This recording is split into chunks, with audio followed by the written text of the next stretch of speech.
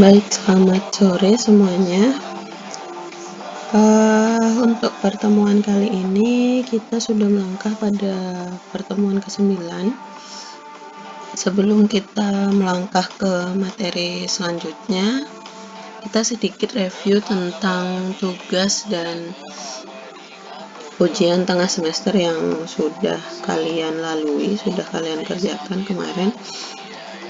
Kita sudah belajar dari sana, yaitu belajar tentang bagaimana kita menghitung besaran penampang, besaran inersia, kemudian terkait dengan hitungan dan gambar diagram tegangan akibat momen lentur pada tengah bentang untuk UTS-nya. Kemudian untuk tugas sebelum UTS-nya kita juga sudah melakukan hitungan dan gambar diagram dengan gaya lintang sejauh X. Kemudian kali ini kita melangkah ke kegiatan belajar ke-9. Yang kita pelajari adalah terkait dengan besaran inti atau bidang keren. Apa itu bidang inti atau keren? Yaitu suatu bidang di dalam penampang yang merupakan daerah kedudukan titik-titik tangkap gaya normal tekan sedemikian hingga tegangan normal pada penampang adalah satu jenis, yaitu tekan dan tegangan pada garis bungkus bernilai 0.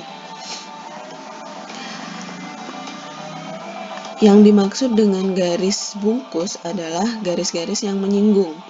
Jadi garis bungkus itu yang ini, 1, 1, kemudian 2, 2, 3, 3, dan 4, 4.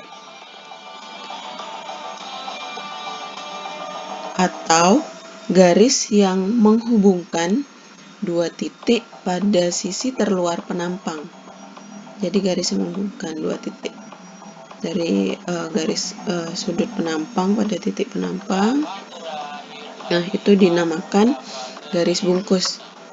Jadi kalian bisa lihat di sini ada penampang segi 4. Di sini ada bidang inti kerennya, kemudian disebutkan di sini juga ada garis pembungkus. Kemudian pada gambar ini dijelaskan bahwa yang A, apabila gaya normal bekerja di titik A, ini A, B, C, D.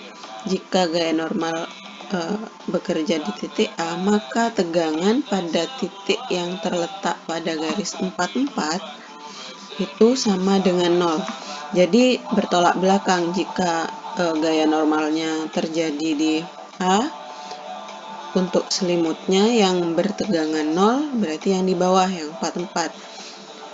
Kemudian sederhananya adalah titik keren dan garis bungkus ini bertolak belakang. Jadi misalnya yang A ini titik kerennya di atas, kemudian di mana sisi garis bungkus yang bernilai 0, yaitu yang di bawah yang 44. Kemudian coba kita lihat tanpa melihat keterangan di sini. Jika gaya normal di C, maka 33 ini bernilai 0. Kita lihat gaya normal di C, maka titik-titik pada garis 33 sama dengan 0. Demikian pula dengan titik keren yang lain. Jika gayanya di B, maka yang 0 adalah di 11. Jika gayanya di D, maka tegangan 0-nya ada di 22. Nih, sesuai ya. Nah, kemudian garis 11, 22, 33, 44 ini disebut dengan garis bungkus atau envelope. Oke, pada pertemuan sebelumnya kalian sudah tahu bagaimana cara menghitung tegangan normal. Rumus secara umumnya adalah seperti ini. Tau sama dengan N per F plus NXA per inersia Y kali X, kemudian NYA per inersia X kali Y. Atau bisa disederhanakan dengan seperti ini. Kemudian apabila tegangan normal itu 0, maka rumusnya menjadi seperti ini. Normalnya 0, itu artinya yang ini hilang, tinggal yang di tengah. Sederhananya seperti itu. Kemudian di sini berdasarkan gambar ini ya, kita masih mengacu pada gambar ini. Telah diketahui bahwa inersia per luas penampang itu adalah jari-jari inersia. Nah, karena di sana F per IY, maka tinggal kita balik saja 1 per jari-jari inersia Y. Demikian juga yang X, bentukannya adalah 1 per jari-jari inersia X. Sehingga persamaan yang terakhir dapat disederhanakan menjadi seperti ini. Jadi yang F per IY tadi sudah, inersia yang tadi ini sudah berubah jadi jari-jari inersia. Oke, kita tinggal input di sini. IY, IX juga di sini. Nah, untuk segi 4,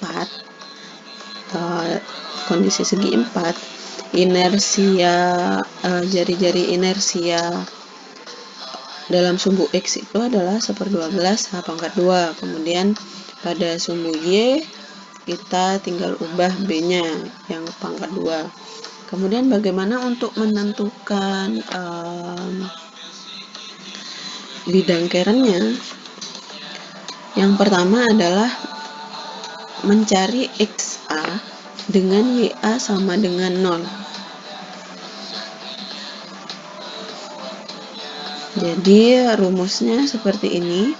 Karena YA-nya kita jadikan 0, artinya rumusnya tinggal XA sama dengan min IY pangkat 2 per X. Nah, pada penampang segi 4 di atas dapat ditentukan titik B-nya.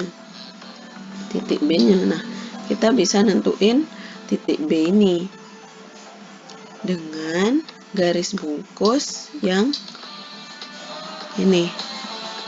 Harus bersebelahan. Jika dicari yang B, garis pembungkusnya yang kiri. Jika dicari yang D, karena dia di kiri, maka garis pembungkusnya yang kanan. Dua-dua. Berapa X-nya? X-nya itu adalah jarak ke titik berat ya, min setengah B. Min setengah B. Jaraknya ini. Mengapa min? Karena di sini 0, di sini minus, di sini plus, di sini plus, di sini minus. Oke. Ini sumbu X, ini sumbu Y-nya. Kalau ke kanan dan ke atas itu plus, kalau ke bawah dan ke kiri itu minus. Oke, itu diingat. Kemudian dengan Y sama dengan 0 karena sudah ditemukan Y-nya 0, sehingga didapat XA. Ingat, didapat XA sama dengan 1/6B. Dapat dari mana 1/6? Yaitu dapat dari min IY pangkat dari rumus ini. IY-nya berapa? Masukkan IY-nya 1/12 B pangkat 2 per X-nya berapa? Min 1/2B. Jadi hasilnya adalah 1/6B. Begitu juga dengan yang D, karena dia simetris. Untuk X-nya, kalau yang pembungkusnya di kiri jadi min, kalau D pembungkusnya ada di kanan, itu artinya jaraknya adalah plus. Sehingga didapat XA-nya adalah min 1/6B. Caranya sama. Bagaimana caranya? IY-nya dimasukkan 1/12B per setengah B. Nah, jadinya 1/6 B. Untuk mencari koordinat Karen pada sumbu Y. Sumbu Y berarti yang atas bawah, A dan C. Kalau tadi sumbu X, diperumpamakan Y-nya 0. Jika kita mencari yang A dan C, berarti kita perumpamakan X-nya sama dengan 0. Oke. Dan hasil rumusnya akan menjadi, karena ini 0, hasilnya akan seperti ini. Min IX pangkat 2 per Y.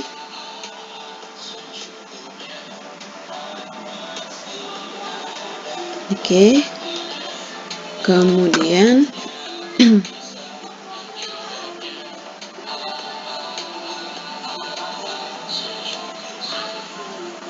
jika kita menentukan pada titik A, maka garis pembungkusnya adalah 44. Kalau di titik C, garis pembungkusnya adalah 33.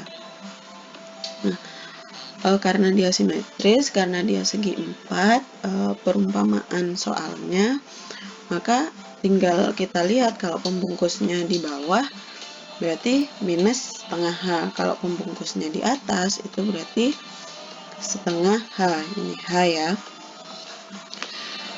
Untuk rumusnya sama, XA jadinya 1/6H.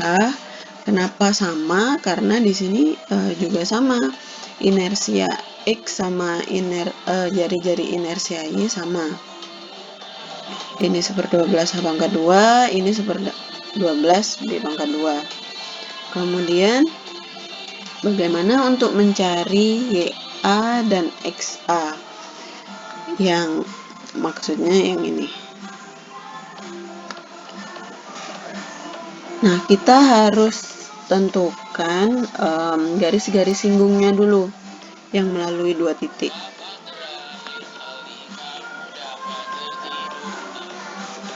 Y min Y1 per Y2 min Y1, X min X1, X2 min X1. Kalian sudah tahu ini untuk mencari apa, yaitu untuk mencari persamaan.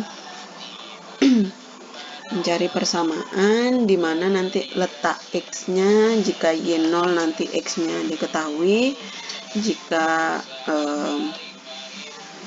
Y0 nanti X-nya diketahui. Nanti akan lebih jelas pada contoh soal yang ada angkanya. Nah, XA-YA ini adalah koordinat Karen pada sumbu XY. Sedemikian seterusnya dilakukan sehingga titik-titik yang penting dapat ditentukan semua dan kemudian diplot ke penampang. Jadi bisa diplot di penampang seperti ini. Jika simetris dan persegi bisa rapi seperti ini, tapi nanti kalau bidangnya beragam bentuk, nanti bisa menceng ke kiri, ke kanan, atau bagaimana, sesuai hasil hitungan kita.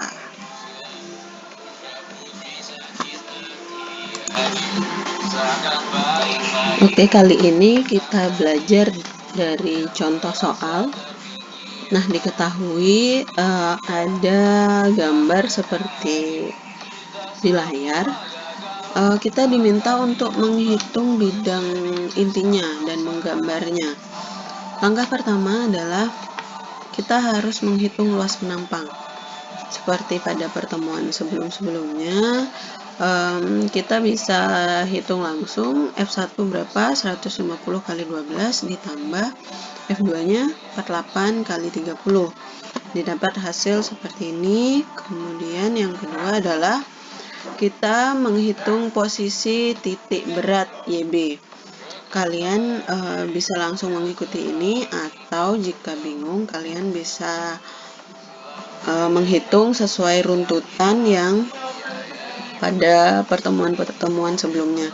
Kalau yang ini lebih praktis, 150 kali 12 itu adalah luasan F1 dikali 54, itu adalah jarak I-nya dari sini ke sini, itu 54. Kemudian tambah F2 48 kali 30, 48 48 kali 30 dikali titik beratnya, titik berat penampang dari sini ke sini adalah 24, dibagi luas penampang secara keseluruhan. Hasilnya adalah 40,67. Untuk mengetahui YA itu berapa, kita tinggal mengurangi. Ini tambah ini adalah 60. 60 dikurangi YB, hasilnya adalah YA, yaitu 19,33. Dapatlah di sini tempatnya dia.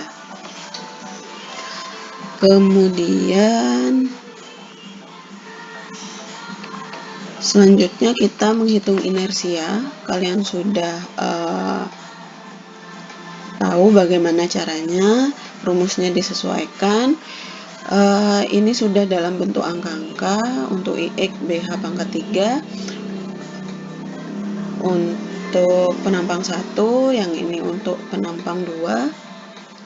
Kemudian setelah dihitung, nanti bisa kalian cocokkan jika memang perlu dihitung kembali. Hasilnya seperti ini. IX1 seperti ini, IX2 seperti ini, sehingga ditemukan IX total. Dan untuk IY setelah dilakukan substitusi rumus 1/12 HB pangkat 3, kalau Y ingat ya HB pangkat 3, kalau X BH pangkat 3.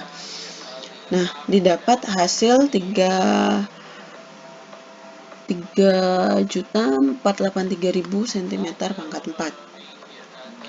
Langkah selanjutnya adalah menghitung jari-jari inersia. Caranya adalah momen inersia total pada sumbu X dan Y dibagi luas penampang secara keseluruhan. Oke, kalian sudah paham ini ya dari yang lalu, hitungan dari latihan soal, kemudian UTS juga kalian sudah menghitung ini. Jadi kalian terapkan ke sini. Kemudian tambahannya adalah kita selanjutnya menentukan garis pembungkus. Nah, ingat, garis pembungkus tidak boleh memotong penampang. Garis pembungkus hanya boleh menyinggung penampang. Garis pembungkus boleh menyinggung penampang di 2 titik pada sisi terluar. Nah, untuk contoh soal di sini garis pembungkusnya adalah A, B, C, D, E, dan F. Kita lihat seperti apa. Nah, tidak ada yang memotong penampang garis pembungkusnya. Ini ada AA, kemudian BB, ini CC, dan ini D. Kita selanjutnya adalah seperti di penjelasan materinya tadi, kita tentukan titiknya. Yang ini dengan mengumpamakan Y sama dengan 0, dengan X sama dengan min 75. Pembungkus AA. Pembungkus AA berarti di kiri dia min 75, karena 150 bagi 2 ini ke sini adalah min 75, itu X-nya. Kalian untuk XA-nya tinggal masukkan rumus saja. Y-nya berapa tadi? 1075 per X-nya didapat ini. Kemudian persamaan garis pembungkus BB. Nah, ini BB berarti dia mengumpamakan X-nya adalah 0. Berarti Y-nya berapa? Kita cari tahu dari sini ke sini berapa. Karena dia ke atas, itu tandanya plus. Hasilnya adalah 19,33. Dapat dari mana? Dapat dari YA. Nah, dapat dari YA. Untuk rumusannya kita ambil yang sudah jadi tadi, IX kuadrat per Y. Jadi hasilnya adalah seperti ini. Kemudian untuk garis pembungkus CC berarti mengumpamakan Y sama dengan 0, karena dari titik pusat ini ke kanan berarti dia plus 75. Dengan rumus yang sama tinggal dibagikan. Kemudian DD itu DD mengumpamakan garis X-nya adalah 0. Karena dia arahnya ke bawah, dari pusat ke bawah, itu artinya Y-nya adalah minus. Y minus 40,67. Dapat dari mana? Dapat dari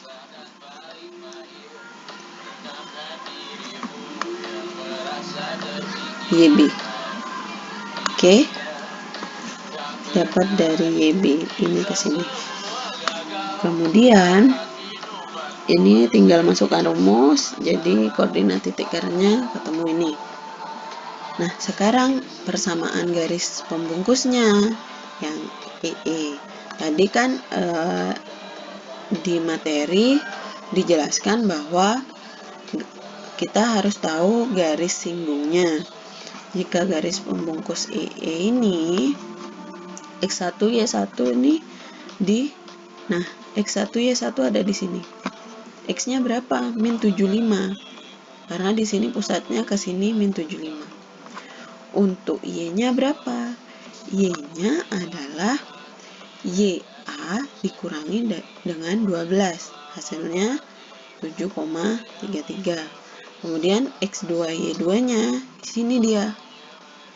X2-nya berapa? Dari titik pusat ke kiri dia minus, karena ini 30 berarti ke kiri adalah 15. Kemudian untuk Y-nya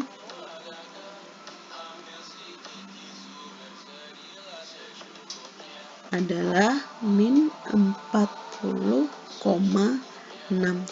yaitu sejauh YB. Oke, karena hitungnya dari sini ke sini jaraknya. Kemudian disubstitusikan ke rumus yang persamaan tadi, dimasukkan sesuai dengan notasinya X1 di X1, Y1 juga ditempatkan di Y1 sehingga mendapatkan persamaan seperti ini. Y sama dengan min 0,8 X min 52,67. Nah, untuk mencari XA dan YA, kita cari satu persatu. Jika X sama dengan 0, X sama dengan 0, maka Y sama dengan min 52,67. Nah, untuk cari YA-nya, kita tinggal masukkan rumus saja. Hasilnya seperti ini. Kemudian, untuk Y sama dengan 0, Y sama dengan 0, itu artinya X ditemukan min 65,84. Oke, kalian bisa coba nanti. Kemudian untuk XA-nya tinggal masukkan saja XA-nya berapa. Ditemukan ini. Jadi koordinat titik keren E itu adalah 16,33,5,97.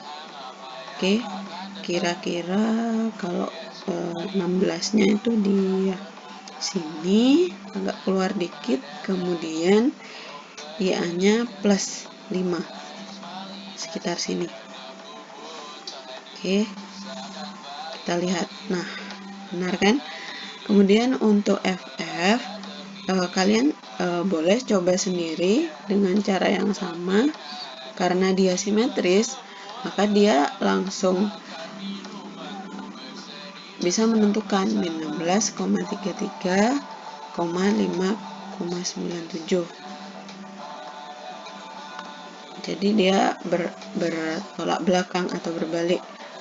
Jadi kebalikannya F. Jadi di sini dia simetris. Nah, setelah kalian tahu koordinat A, B, C, D, E, F, kalian plot di gambar. Hasilnya seperti ini. A di sini, A simetris dengan C, B dengan D, F dengan E. Bukan simetris ya, tapi bertolak belakang, atas bawah ya. Kalau di yang persegi tadi, ini simetris karena sama, karena dia mengumpamakan bidang ini adalah persegi. Oke. Nah, sampai di sini paham ya? Harus coba berlatih sambil menulis. Jadi kalian baru paham. Kalau hanya dibaca dan didengarkan tanpa menulis, saya rasa cukup sulit untuk memahami. Nah, untuk tugas dan latihan soal, kalian bisa coba dengan cara yang sama, dengan contoh soalnya, dengan angka yang berbeda. Nah, di sini Ibu berikan angka-angka yang gampang dan bulat kelipatan 5. Semoga bisa memudahkan kalian menghitung dan memahami. Jadi langkah-langkahnya sama persis, hanya saja angka-angkanya kalian rubah. Dan jangan lupa untuk garis pembungkus FF-nya nanti kalian harus pakai rumusan seperti ini. Jangan langsung seperti ini. Jangan instan seperti ini. Itu agar kalian juga belajar kalau E dan F sudah sama, setidaknya di notasi saja yang berbeda, itu berarti benar. Jika ada perbedaan angka, berarti ada yang salah. Jadi ini sebagai pengontrol tugas kamu benar atau salah. Oke. Saya kira untuk pertemuan kali ini cukup. Nanti untuk due time-nya, untuk waktu terakhir pengerjaan tugasnya akan lebih jelas di Google Classroom ya. Dan untuk minggu depan, jika memang nanti hasilnya ini bagus dan tidak perlu review lagi, minggu depan kita ke bidang atau topik tegangan pada bidang miring. Oke, terima kasih atas perhatiannya. Selamat belajar, selamat mengerjakan tugas. Terima kasih.